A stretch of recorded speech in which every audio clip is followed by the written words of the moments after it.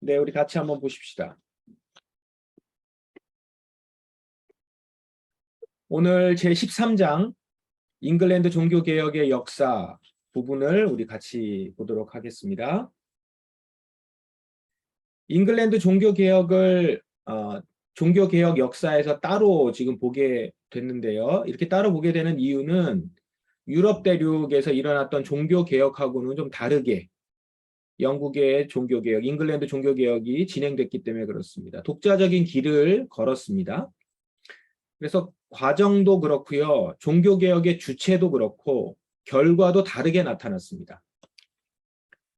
여러분 세계사를 보면요. 세계사에서 유럽 대륙의 역사하고 영국 역사를 좀 다르게 봐요. 그래서 그 길 자체가 좀 다른 길을 걸었던 것을 볼 수 있습니다. 사상적인 면에서 일단 달라요. 철학도 보면은 영미 철학하고 유럽 철학을 따로 보죠. 좀 결이 좀 달라요. 가는 방향도 좀 달랐고요. 역사 구분도 그래서 다른 장으로 구분을 하고 오늘도 종교개혁을 이야기하면서 독일 제네바에서 일어났었던 유럽의 종교개혁과 더불어서 잉글랜드 종교개혁을 따로 이렇게 봅니다. 아마도 지리적으로 봤을 때 섬이라는 그런 특징이 좀 컸을 것이다 라고 이렇게 생각이 좀 돼요. 우리 한국교회는 영국, 미국 신앙 영향을 많이 받았어요. 그렇기 때문에 잉글랜드 종교개혁의 역사에서 참고할 점이 많아요.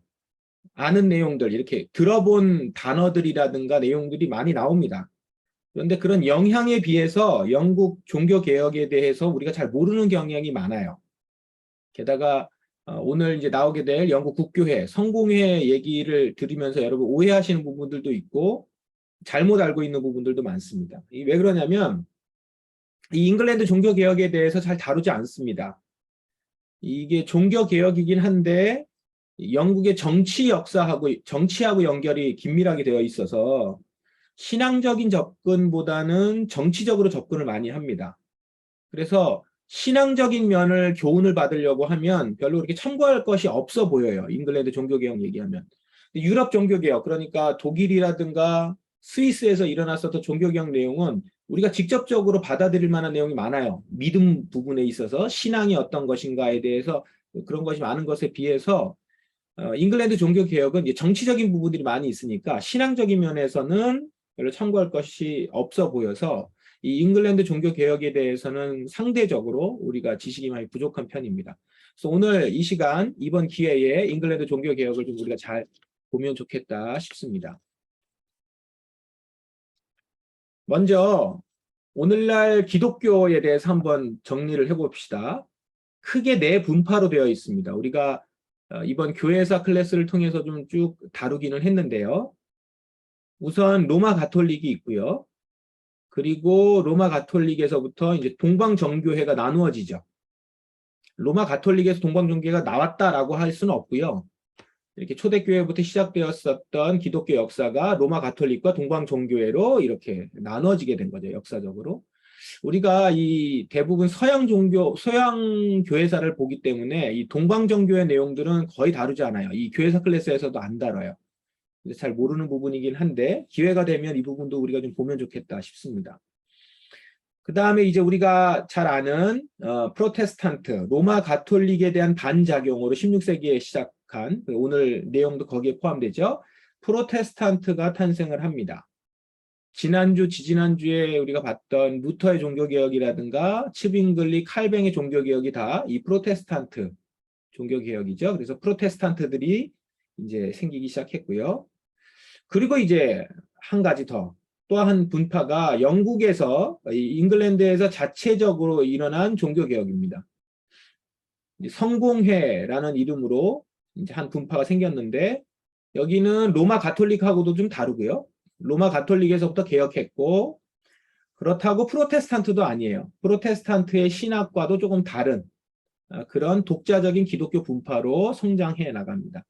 이 성공회라고 하는 말이 이 한자를 보면 아시겠지만 거룩한 공예라는 표현에서 비롯된 거죠. 거룩한 공예라는 표현에서 비롯된 성공회입니다. 우리가 이제 보겠지만 잉글랜드 종교 개혁은 종교적인 요인보다는 정치 사회적인 요인이 중요한 동기입니다. 그래서 종교적으로는 중도적 입장, 로마 가톨릭과 프로테스탄트의 중도적 입장으로 포괄책을 가장 큰 특징으로 합니다. 포괄 정책을 썼죠. 로마 가톨릭에 있는 부분도 포함시켰고 프로테스탄트적인 입장도 같이 수용했어요. 그리고 포괄책을 가장 큰 특징으로 해요. 통합적이고 중도 노선을 걸었습니다. 이것을 굉장히 자부심을 가져요. 이렇게 한 것에 대해서. 이게 포용할 수 있었고 이 포용하는 게 나름대로 쉽지 않잖아요. 그래서 이 포용했다라는 거에 있어서 굉장히 자부심을 갖는다고 해요. 그래서 이제 잉글랜드 종교 개혁은 하나의 정치적인 운동으로까지 이렇게 평가를 합니다. 그리스도교가 이렇게 네 분파로 나눠져 있다는 것을 생각하시면서 보시면 좋을 것 같습니다. 그럼 이제 자세하게 잉글랜드 종교 개혁을 우리가 한번 보십시다. 책을 읽으신 분들은 아시겠지만 잉글랜드 종교 개혁의 시작은 헨리 8세로부터 시작하는 것으로 봅니다. 헨리 8세가 재임한 기간이 1509년부터 1547년 딱 그 종교 개혁이 유럽의 종교 개혁이 일어났었던 그 시기죠. 그리고 헨리 8세가 태어났을 때도 다 그 종교 개혁의 시기에 태어났었던 영국의 왕족입니다. 근데 여기 보시면 종교 개혁의 시작이 헨리 8세로부터 한다는 것.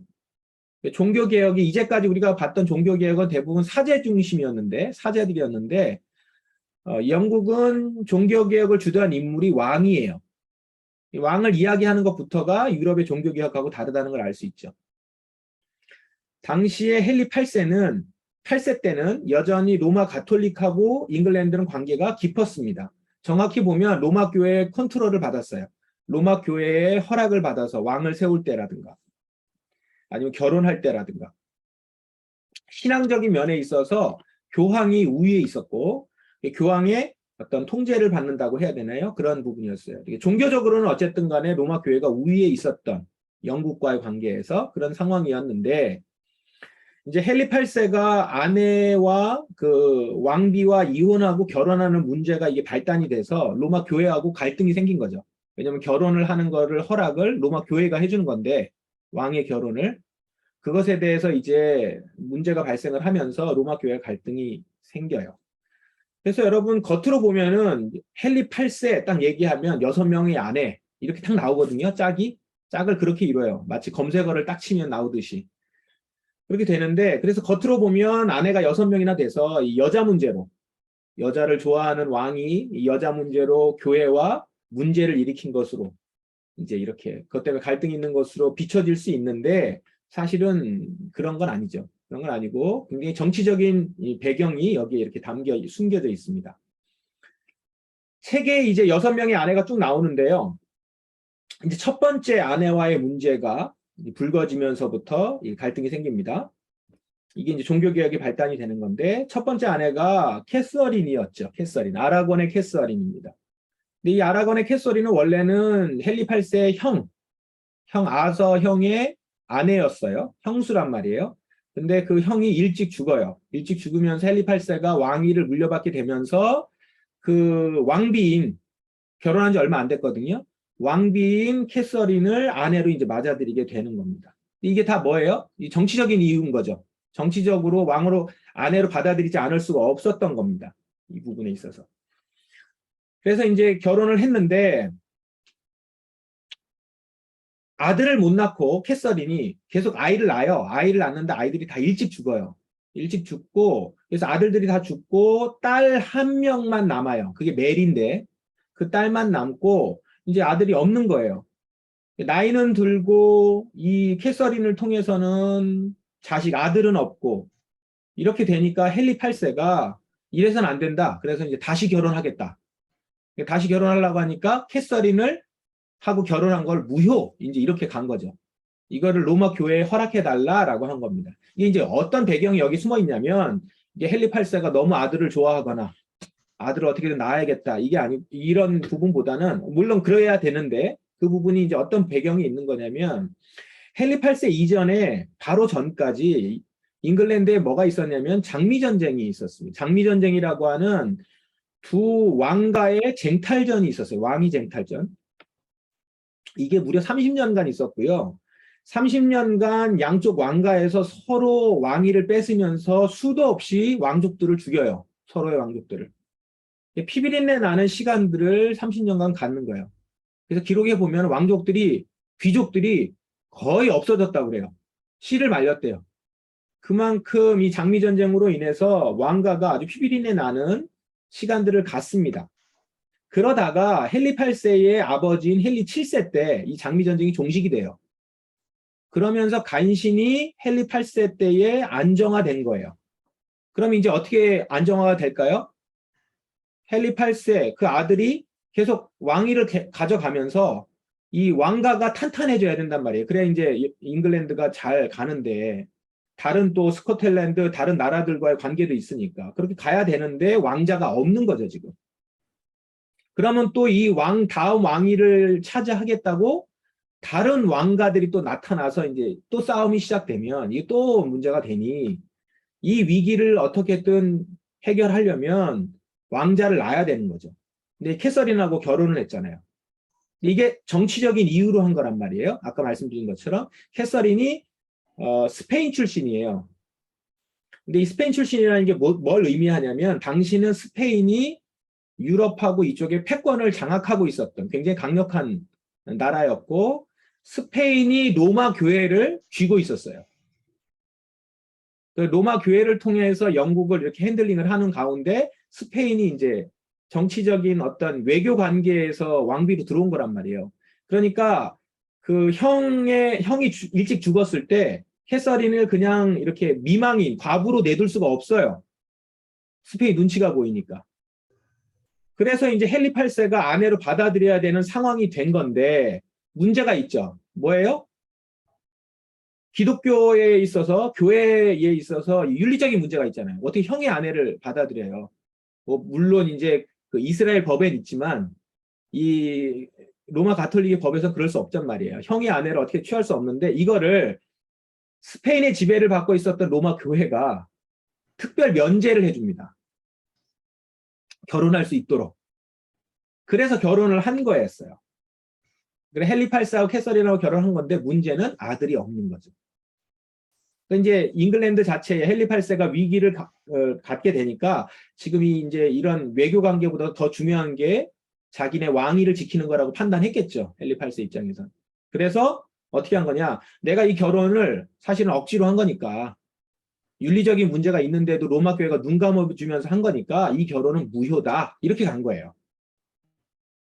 결혼이 무효니까 새로 결혼할 수 있는 거잖아요. 그래서 결혼이 무효다라고 주장을 했어요. 그래서 허락해달라라고 로마 교회에 요청을 했는데 로마 교회가 당연히 거절하죠. 스페인의 눈치를 봐야 되고. 그럴 수밖에 없는 상황 아닙니까?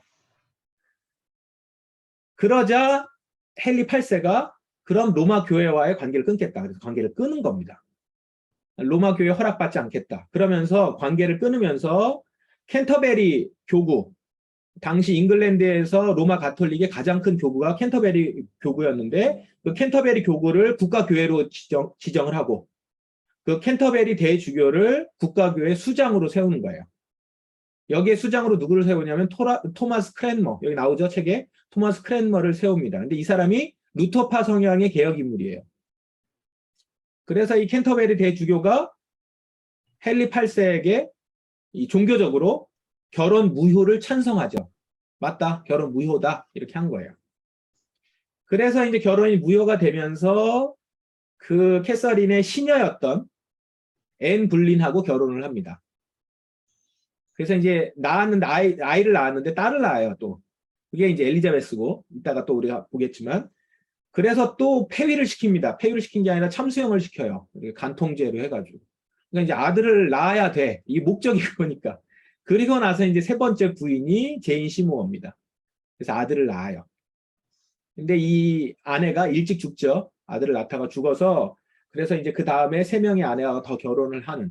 그래서 보면은 이제 결과적으로 6명의 아내하고 결혼한 헨리 8세 이렇게 나오긴 하는데 뭐 여자를 너무 좋아한다. 이런 측면은 그냥 이야기꾼들이 하는 얘기고 이런 어떤 그 역사적인 배경이 좀 그 안에 있습니다.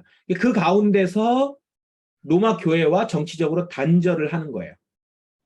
그러면서 자연스럽게 종교개혁이 시작된 거죠. 로마 교회와의 단절로부터 시작된 종교개혁. 이것을 하기 위해서 7가지 법령을 로마 교회와 단절하기 위해서 헨리 8세가 이제 7가지 법령을 제안을 하고요. 이거를 의회를 통과를 시킵니다. 보시면 아시는 것처럼 다 로마 교회와 단절을 위한 법령인데 정치적인 개혁이죠. 어떤 종교적인 내용이 하나도 없어요. 어떤 신학적인 문제, 뭐 믿음의 문제라든가 성화의 문제라든가 이런 얘기를 좀 하고 있는 게 아니라 그냥 정치적으로 교회 관계 그리고 왕이 어떻다 이런 정치적인 내용들의 개혁이에요. 이걸 통해서 이제 근데 이 개혁이 성공하죠. 이 성공할 수 있었던 이유는 이미 종교개혁이 막 일어나고 있었잖아요. 유럽에서. 그 영향이 영국에도 들어왔고 영국도 잉글랜드도 이 종교개혁의 영향을 받아서 교권주의라든가 교황제도라든가 이런 거에 대한 반감이 팽배한 상황이었어요. 그러니까 이제 그것을 헨리 8세가 정치적으로 이용해서 우리 로마 교회와 관계를 끊는다. 우리 새로운 교회를 세우자. 이렇게 한 거죠. 그래서 로마 교회와의 영향력을 끊고자 7개의 법령을 차례로 의회를 통과를 시키는데 그 중에서 이제 4번째, 5번째, 6번째가 아주 대표적인 로마의 관계를 끊는 대표적인 법령인데 이제 주교 선임령이에요. 이건 뭐냐면 잉글랜드 주교를 국왕이 선임하는 거죠. 원래 잉글랜드 주교를 로마 교회가 선임을 했죠. 이제 그래야 컨트롤이 가능한 건데 인사권이 굉장히 중요하잖아요. 항상. 근데 그 인사권을 이제 잉글랜드 주교의 인사권을 국왕이 갖는 거예요. 그리고 또 하나 이제 관면령. 이 관면령이 뭐냐면 신자가 그 기독교 신자가 비신자, 기독교 비신자라든가 아니면 타 종교인과 결혼을 할 경우에는 교회로부터 허락을 받아야 돼요. 이걸 관면이라고 합니다. 관면이라고 하는데 그 관면을 지금 하는 권한, 그 관면을 하는 권한을 로마 교회 교황에서부터 캔터베리 대주교로 이관을 해요. 그러니까 캔터베리 대주교가 그거를 허락할 수 있는 거죠. 관면을. 근데 그 캔터베리 대주교는 누가 세워요? 국왕이 세워요. 그러니까 결국은 국왕이 이 힘을 갖게 되는 것이고요. 그 다음에 이제 제일 큰 게 수장령이죠. 수장령은 뭘 공포한 거냐면 잉글랜드 교회의 수장은 교황이 아니라 국왕이다. 이렇게 딱 선포한 겁니다. 땅땅땅 선포한 거예요. 그러니까 이걸 통해서 국왕이 교황보다 우월하다는 것을 이제 공포한 겁니다. 이 내용들 다 보시면 뭐예요? 정치적 개혁이죠. 로마 교황으로부터 정치적인 개혁을 한 거예요. 그래서 아직은 종교 개혁은 첫걸음 정도 뛴 단계예요. 그래서 이제 모양새를 조금씩 갖춰가는데 모든 교구에 로마 교회와의 단절을 하기 위한 어떤 방식으로 이제 했었던 정책이 뭐였냐면 당시에 로마 교회들은 다 라틴어 성경을 썼잖아요. 그거를 이제 모든 교구에 영어 성서를 배치합니다. 라틴어 성서로 안 하고. 그러니까 사제들의 권한을 이렇게 약화시키고 평신도들을 다 참여할 수 있도록 영어 성서를 비치를 해요. 그러니까 종교개혁의 모양새는 비슷한 거죠. 독일도 독일어로 성경을 번역하고 이제 이렇게 한 것처럼 영어 성경을 비치를 합니다. 그리고 잉글랜드 교회의 교리와 예배 방식의 기준이 되는 첫 번째 신조, 10신조를 이제 정리를 합니다. 그러면서 로마 교회와는 다른 신조를 가지고 있다는 걸 보여주는 거죠. 근데 그 내용들을 보시면 아직 가톨릭의 모습을 그대로 닮아 있는 그러면서 프로테스탄트적인 면모를 가지고 있는 중간 입장에 있는 정도의 어떤 종교개혁의 성격을 보여주는 그런 일들을 이제 헨리 8세를 통해서 한 것입니다. 이렇게 시작이 됩니다. 영국의 잉글랜드의 종교개혁이 이제 이렇게 시작이 돼요. 제가 이제 입에 영국이라는 말이 자꾸 붙어가지고 그러는데 영국보다 이제 잉글랜드라고 하는 게 맞아요. 그 당시 잉글랜드하고 스코틀랜드, 아일랜드 다 있기 때문에 잉글랜드라고 하는 것이 맞습니다. 이제 지금 그냥 지금은 이제 통합돼서 영국이라고 얘기는 하지만 잉글랜드에 해당되는 부분이에요. 이렇게 헨리 8세를 통해서 잉글랜드 종교 개혁이 이제 시작이 되고요. 헨리 8세가 이제 좀 일찍 죽죠. 일찍 죽으면서 이제 아들이 드디어 왕이 됐잖아요. 근데 아들이 그때 10살이에요. 에드워드 6세가 10살에 이렇게 등극을 합니다. 세 번째 아내의 제인 시모어의 아들이죠. 아까 말씀드린 것처럼. 어린 나이에 왕으로 등극하니까 그 삼촌이라든가 특별히 캔터베리 대주교 토마스 크랜머가 섭정을 합니다. 그러니까 토마스 크랜머가 섭정을 하게 되니까 자연스럽게 어떻게 했어요? 프로테스탄트적인 성격이 훨씬 강해지겠죠. 색채가. 그래서 프로테스탄트적인 색채가 강해지면서 종교개혁이 좀 더 이렇게 나가죠. 특별히 뭘 했냐, 이제 예전을 쇄신합니다. 예전이라는 게 뭐예요? 예배 의식을 예전이라고 하죠. 우리 이제 많이 들어보셨죠? 예전은 예배 의식을 얘기합니다. 그 예배 의식을 쇄신해요.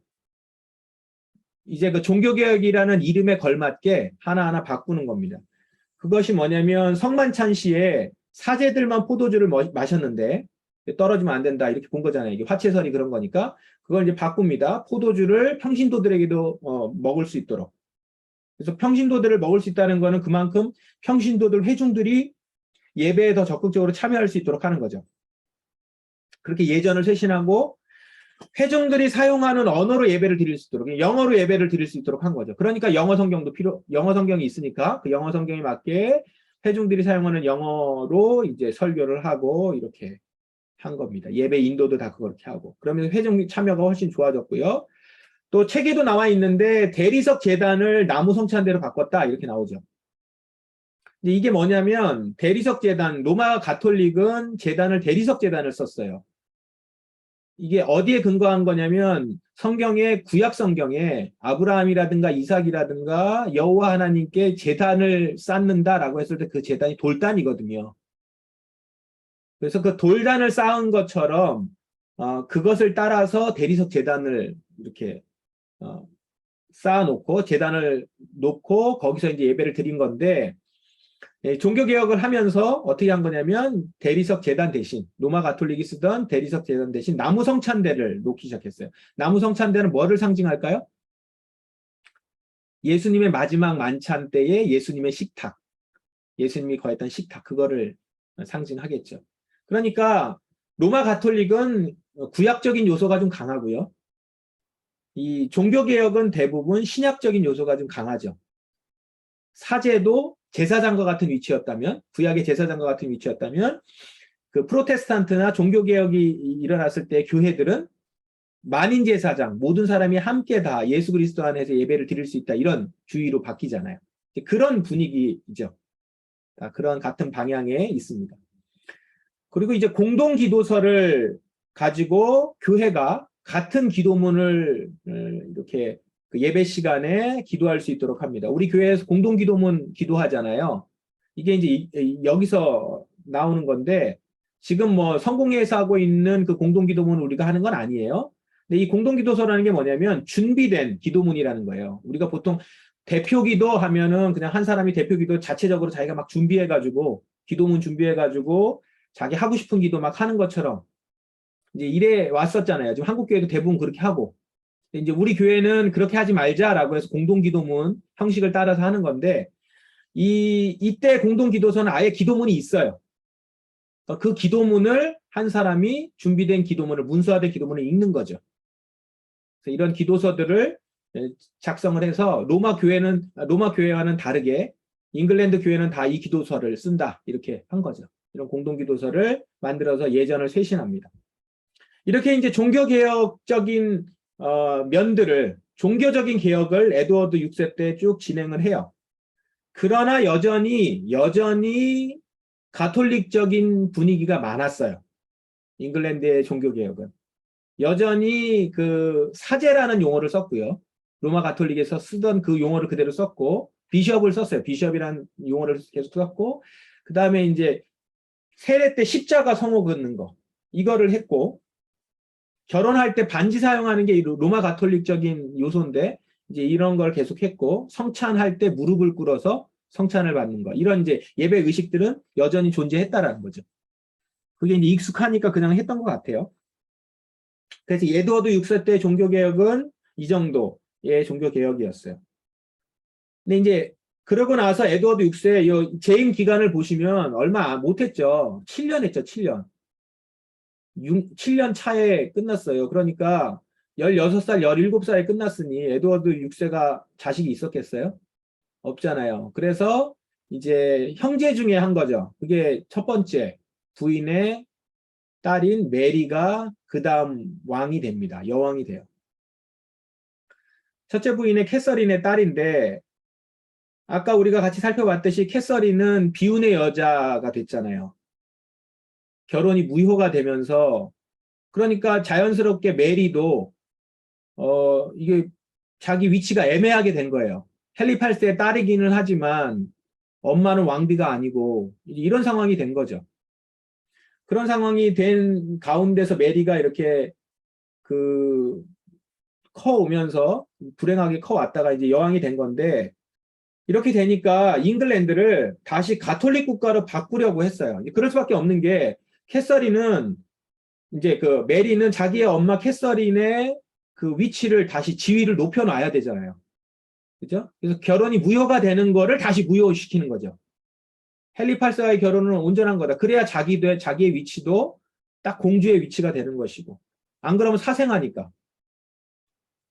그래서 이제 가톨릭 교회의 로마 교회의 허락을 받지 않고 헨리 8세가 아버지가 그거를 강제로 한 것이니까 그거 자체가 무효다. 이렇게 하면서 이제 가톨릭 국가로 다시 전환을 한 거죠. 예전으로 회귀를 한 겁니다. 그래서 이 종교개혁을 하면서 했던 것들을 다 이제 복귀를 시킨 겁니다. 그러면서 로마 가톨릭 국가로 다시 가요. 회귀를 합니다. 그래서 거기에 이제 이단 처벌법이 로마 가톨릭의 법에 있었죠. 그 법도 다시 부활시켜서 이제 그걸로 이단 처벌해요. 대부분 이단이 누구예요? 그러면 프로테스탄트일 거 아닙니까? 그 프로테스탄트 신자들을 이제 처형을 합니다. 283명을 화형을 시켰대요. 여기에 이제 토마스 크랜머도 이때 죽습니다. 이때 순교를 당하고 많은 박해가 일어납니다.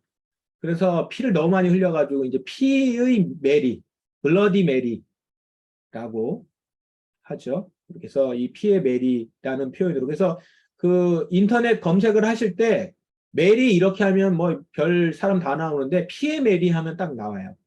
근데 지금 제가 이 슬라이드에 사용한 그림은 그나마 제일 괜찮은 얼굴이에요.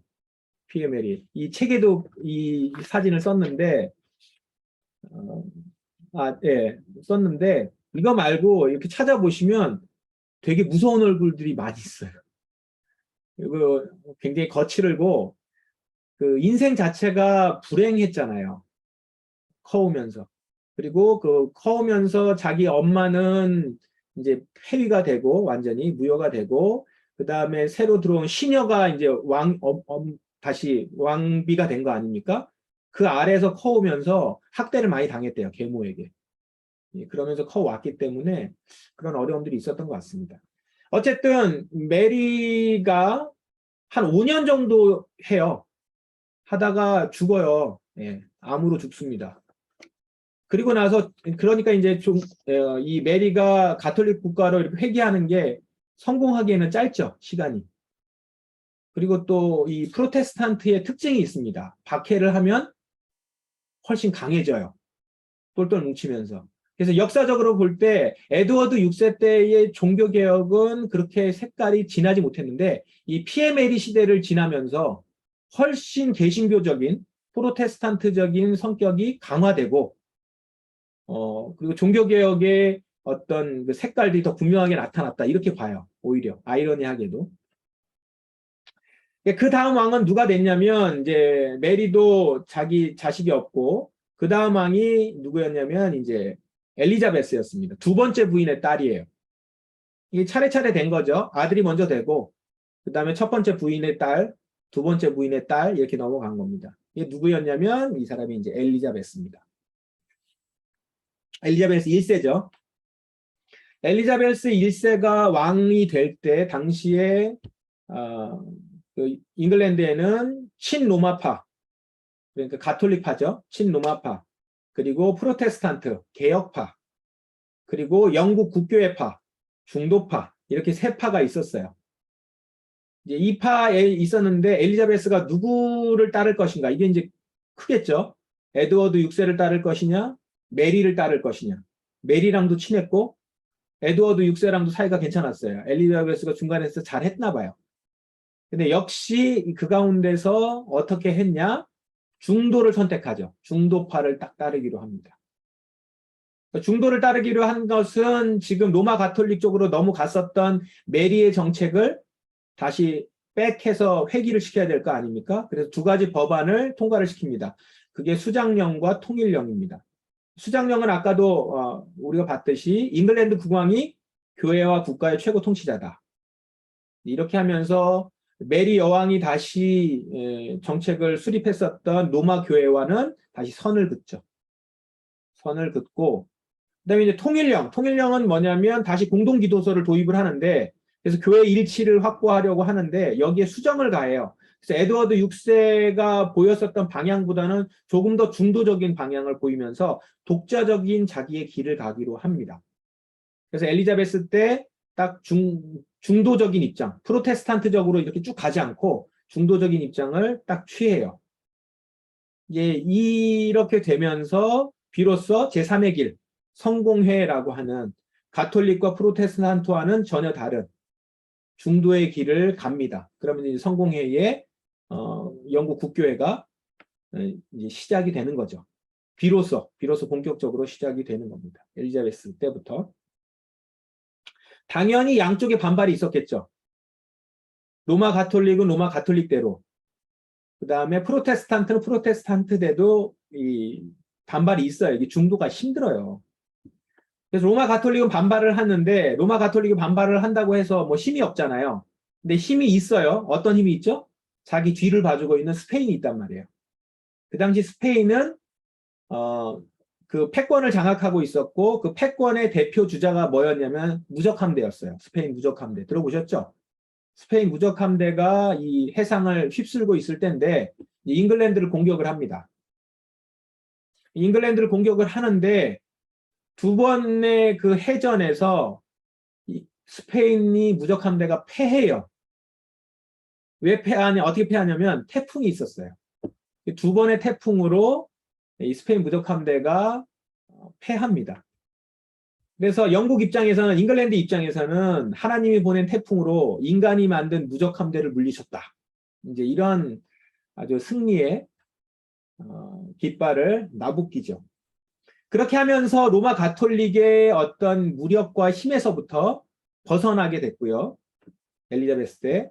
그리고 이제 그거와는 전혀 다르게 이 내부 안에서는 프로테스탄트들과 함께 막 개혁을 일으키고 있었는데 로마 교회랑은 단절했으니까 프로테스탄트들이 종교개혁의 영향을 받은 유럽의 종교개혁 영향을 받은 사람들이 이제 그럼 우리 잉글랜드도 종교개혁을 하자 이렇게 막 하고 있는데 중간에서 중도 입장을 딱 취하니까 프로테스탄트 입장에서는 개혁이 미흡한 거죠.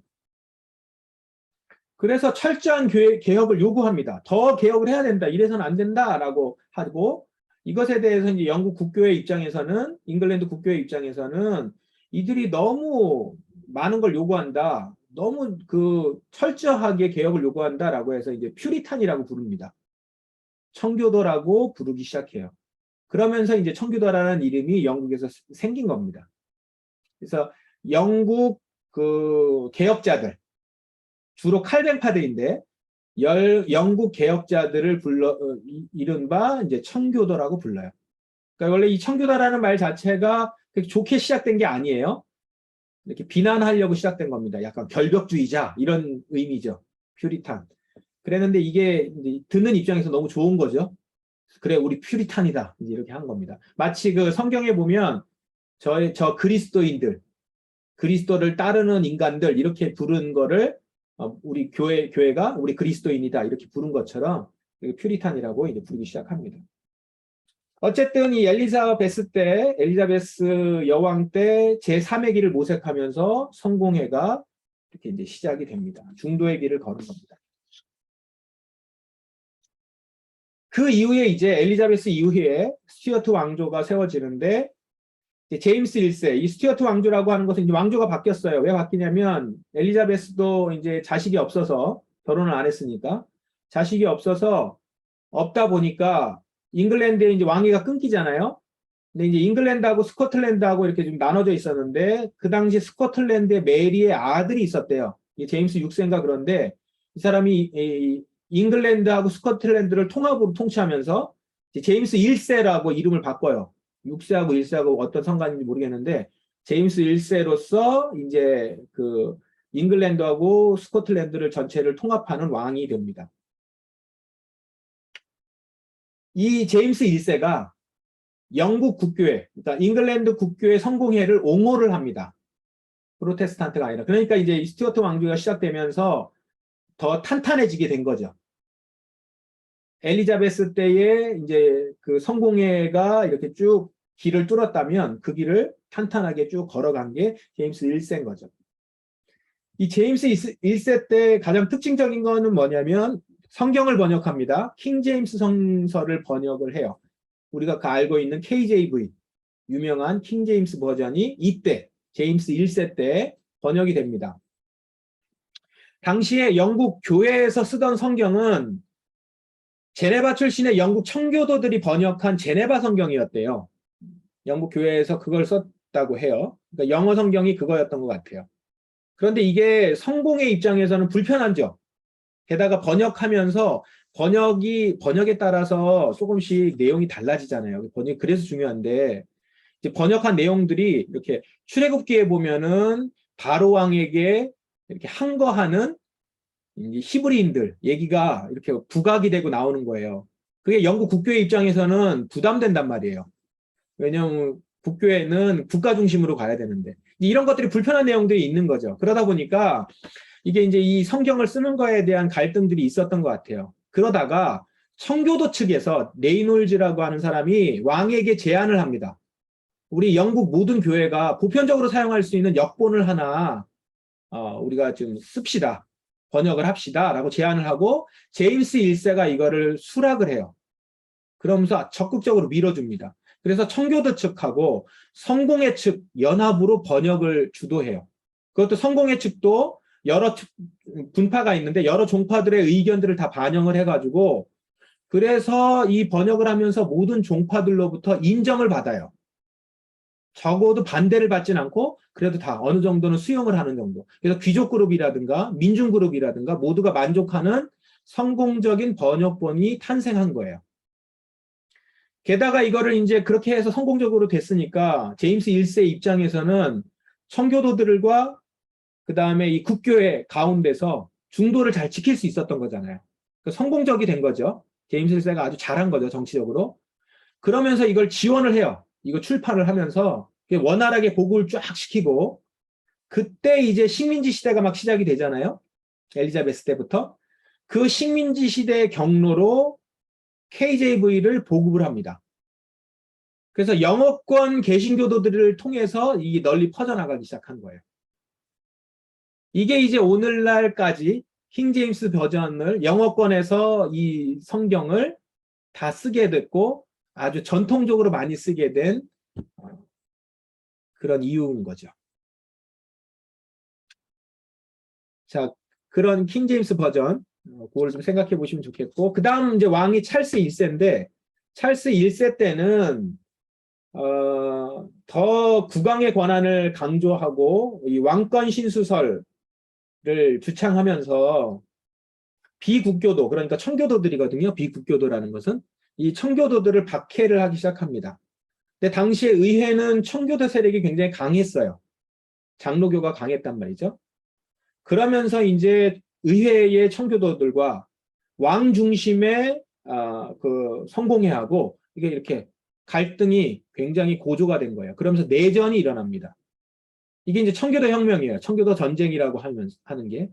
이 부분이요. 우리 교회사 클래스의 오늘 13장인데 15장이 종교 전쟁이에요. 그 내용에 이 내용이 나와요. 다음 주에 조금 더 우리가 자세하게 다루도록 하겠습니다. 이 와중에서 이제 청교도들도 이 국교에만 의지하지 않고 청교도 나름대로 신조를 정리합니다. 그래서 그 신조를 정리해요. 그래 엘리자베스 때 만들었던 39개 신조가 있는데 그거하고는 다른 신조를 하나를 쭉 만드는데 그게 바로 웨스트민스터 신앙고백서입니다. 5년에 걸쳐서 완성을 하고요. 청교도들이 함께 모여서 이 신앙 고백서를 완성을 합니다. 그리고 이어서 대요리 문답, 소요리 문답을 완성을 하는데 이게 이제 청교도들, 그러니까 장로교도들의 그 신앙 고백서예요. 그래서 이 영향을 받았던 장로교회들은 다 이 웨스트민스터 신앙 고백서를 최고의 신앙 고백으로 보죠. 제가 나온 그 총신대학교 우리 합동측 장로교회도 이 웨스트민스터 신앙 고백을 기본 신조로 해요. 지금도. 그만큼 중요하고 권위 있는 신조고 아주 잘 만들어진 신조입니다. 세계 3대 신조 중에 하나, 기독교 신조 중에 하나로 이렇게 얘기를 하죠. 네. 이제 마무리를 하겠습니다. 잉글랜드 종교개혁의 특징을 볼 때 이제 이렇게 질문을 하는 역사가들이 있어요. 잉글랜드 종교개혁은 성공한 종교개혁이냐 실패한 종교개혁이냐. 왜 이런 질문을 하겠습니까? 퓨리탄 입장에서 볼 때, 청교도들 입장에서 볼 때는 성공이라고 보기 어렵잖아요. 애매모호한. 그러나 잉글랜드 종교개혁 그 자체로 입장에서 봤을 때는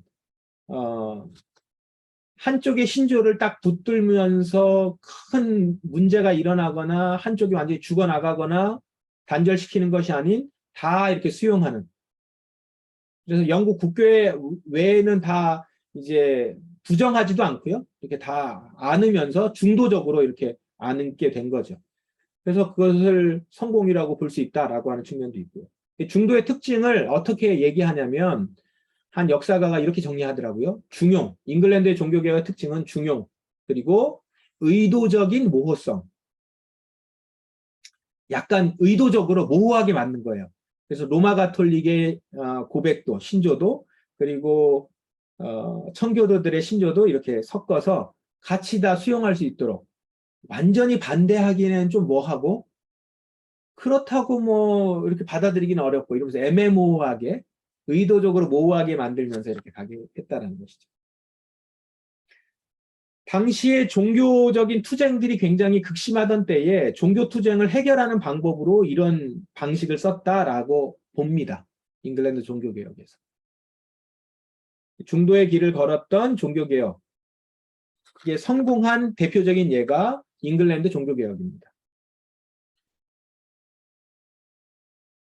그 문화적인 면에 있어서 아무리 종교개혁을 일으킨다 하더라도 루터도 그랬고요. 칼뱅도 마찬가지였는데 아무리 종교개혁을 일으킨다고 해서 완전히 그 로마 가톨릭의 문화를 다 벗어낼기는 어려워요, 사실은. 그렇죠? 그러다 보니까 그 민중들은 종교개혁을 해야 되고 로마 교권주의에는 로마 교황의 교권주의에는 반대는 하지만 그러나 예배드리는 데 있어서 로마 가톨릭에서 하던 것들이 되게 익숙하단 말이에요. 잉글랜드 종교개혁은 이런 것들을 이렇게 끌어안은 겁니다. 그래서 그 지금 슬라이드의 사진도 보시면 이걸 지금 잉글랜드 종교개혁이라고 보니까 아 이게 성공했구나 이렇게 알 수 있지. 그냥 이렇게 사진만 보면 이게 천주교인가 이렇게 볼 수 있잖아요. 이제 그렇게 보인단 말이죠. 그렇게 이런 어떤 가톨릭 전통에 익숙한 민중들에게 있어서는 오히려 환영받을 수 있었던 종교개혁이었다. 이렇게 보이죠. 자, 이것이 바로 잉글랜드 종교개혁의 특징이고 잉글랜드 종교개혁의 역사입니다. 여기까지 오늘 잉글랜드 종교개혁의 역사와 그 다음에 그 내용들을 우리 같이 보았습니다.